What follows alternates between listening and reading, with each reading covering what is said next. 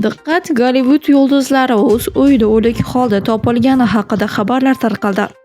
Assalomu alaykum hurmatli tomoshabin, kanalimizga xush kelibsiz. Agar kanalimizda yangilardan bo'lib turgan bo'lsangiz, obuna bo'lib qo'yishni unutmang.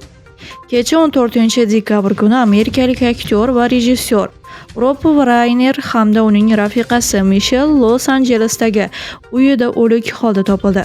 Politsiya ularning o'limini ehtimoliy qotillik sifatida tergov qilmoqda. Bu haqida BBC xabar bermoqda.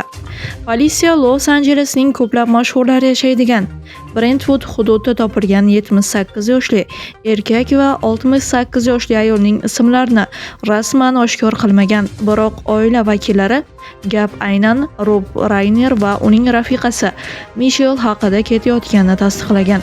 Bu kutilmagan yo'qotish bizni chuqur qayg'uga soldi, deyiladi bayonotda. Hodisa tafsilotlari hozircha ochiqlanmagan. Ma'lum bo'lishicha, ish bilan qotilliklarni tergov qilish bo'limi shug'ullanmoqda. Hozircha gumondorlar yo'q. Politsiya Raynerlar oilasi a'zolari bilan suhbatlashishni va er-xotinning uyini sinchkovlik bilan tintuv qilishni rejalashtirilmoqda, deyilgan xabarda.